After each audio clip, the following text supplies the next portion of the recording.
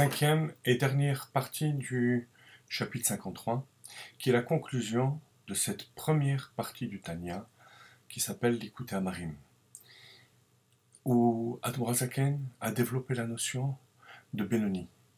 Le Benoni, c'est la finalité du travail, c'est ce vers quoi chaque juif doit aspirer, à savoir d'être capable de contrôler tous les trois vêtements de l'âme, pensée, parole, action.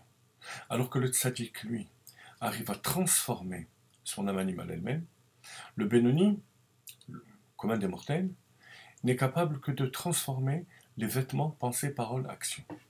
Alors, on reprend dans le Tanya, page 282, troisième ligne à partir du haut. Pourquoi est-ce que le Yanouka comparait l'huile au Maasim Tovim? Pour pouvoir enflammer la mèche elle-même qui est l'âme animale. Parce que si ça s'arrête à Chochma, c'est le niveau spirituel de l'âme. Ça n'a d'impact que sur la Neshama. Or là, le but, c'est de faire une demeure à Dieu ici-bas.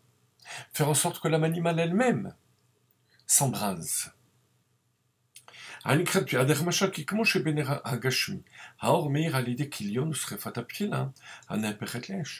même que dans le feu matériel, c'est la mèche elle-même qui se transforme en feu.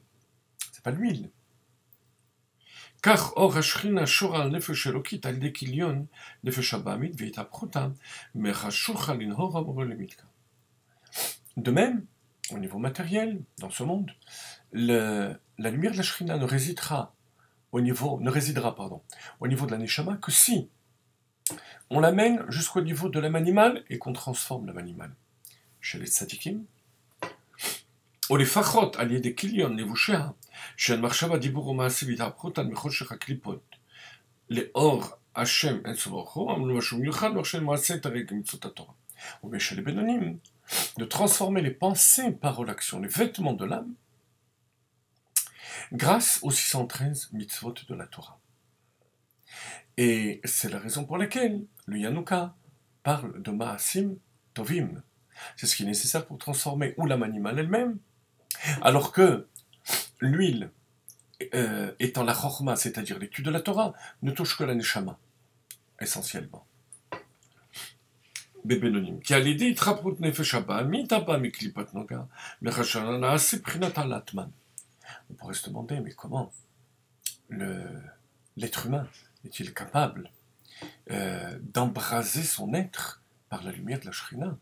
Admor HaZaken nous dit, attention, tout ça n'est qu'une ha'alat man, dans les termes du Zohar, un réveil d'en bas, un réceptacle, pour recevoir la lumière de la Shrina. Mais bien entendu que cette lumière de la Shrina vient par en haut, c'est Akadosh Baruch Hu qui l'envoie. Et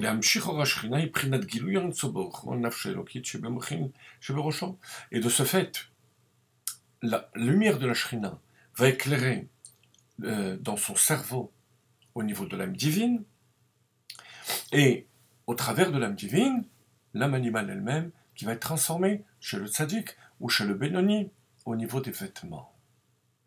Si on suit ce raisonnement, chers amis, on comprend, et c'est là le rapport avec le début du Tanya, que le but et la finalité, ce n'est pas le travail du tzaddik, mais celui du Benoni. C'est bien ce qu'explique Admor HaZaken durant toute cette première partie, c'est la trame de tout ce l'Ikutei Amarim. Parce que on voit bien que le Yanouka veut faire descendre la lumière de la Shrina, pas seulement au niveau de la tête, c'est-à-dire pas seulement au niveau du travail du tzaddik, mais au niveau de la mèche. Et plus on descend au niveau inférieur, le travail du Benoni, les vêtements de l'âme et non pas l'âme, et plus on a atteint le but. Le tzaddik est là pour élever le Benoni au niveau d'un travail stable de contrôle de ses pensées, paroles, actions. Comment chez Katouv, on basie Van Hetev, et avec cela on va comprendre le sens du verset qui est Hashem Elokecha Esh Ochlaou, Uchomoshem Vor B'Makom Acher. Qu'Hashem, ton Dieu, est un feu dévorant, c'est le feu de la Shrina, qui descend chez l'homme, chez le tzaddik, au niveau de l'âme animale qui est transformée, chez le Benoni par les 3 vêtements, comme ceci est développé autre part. Nishlam, ce sont aussi les mots d'Admorazaken, on va terminer par ces mots. Nishlam chelek rishon be'ezer Hashem itbarech v'it'ale. On a terminé la première partie avec l'aide de Dieu et espérons qu'on puisse concrétiser tous ces enseignements qui sont d'une richesse infinie contenus dans cette première partie de Tanya. La prochaine fois on commencera la deuxième partie qui est introduite par l'Ikuta Amarim Chelek Sheni, Hanikra Beshem Chinuch Katan, qui est le préambule des 12 chapitres de Shara Yichud Ve'emuna.